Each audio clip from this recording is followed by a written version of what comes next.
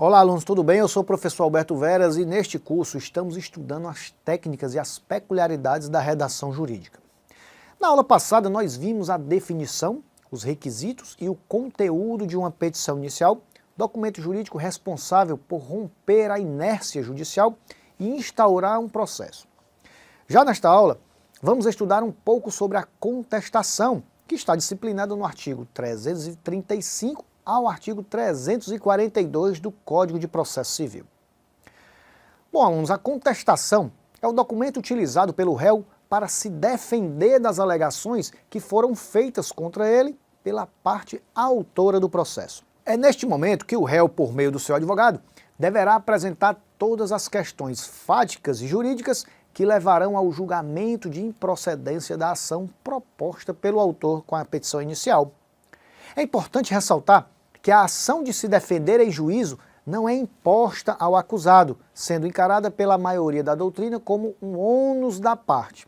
Em outras palavras, o réu não é obrigado a se defender, pois este é entendido como um ato voluntário.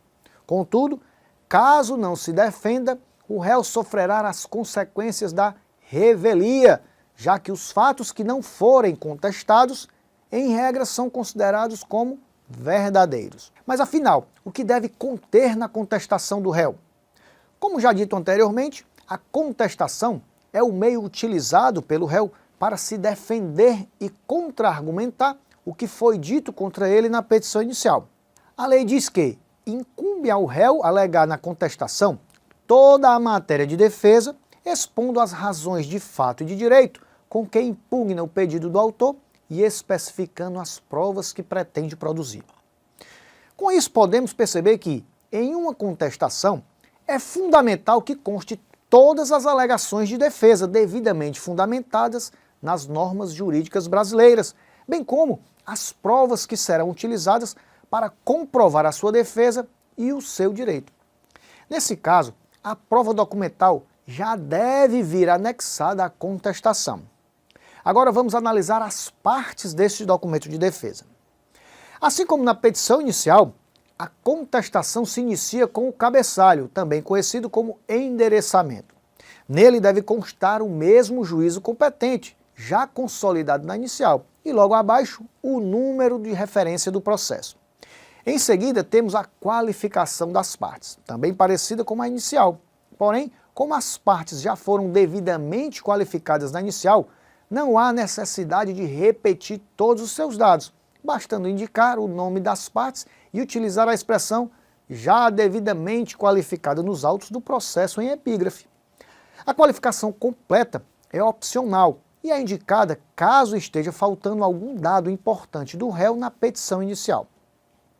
Qualificadas as partes, o advogado do réu, que é o redator da contestação, deve fazer um resumo de tudo o que foi alegado e solicitado pelo autor na petição inicial. Basta fazer uma síntese dos fatos de forma organizada e concisa. A partir disso, começa a alegação de defesa do réu. Porém, antes de rebater e discutir o mérito da questão em si, o advogado do réu deve, em conformidade com a lei, alegar a ocorrência das preliminares. As preliminares são defesas indiretas do réu, que tem o objetivo de atacar o processo que foi elaborado pelo autor e não o mérito em si.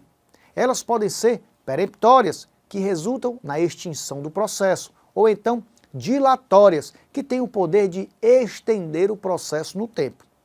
São exemplos de preliminares: alegação de incompetência absoluta e relativa, a litispendência, a coisa julgada e a ausência de legitimidade ou de interesse processual. Essas e demais preliminares estão previstas no artigo 337 do Código de Processo Civil. Depois de alegar as possíveis preliminares, deve-se partir para o mérito da causa. É nesse momento em que o autor deve alegar toda a matéria de defesa, expondo as razões de fato e de direito com que impugna o pedido do autor.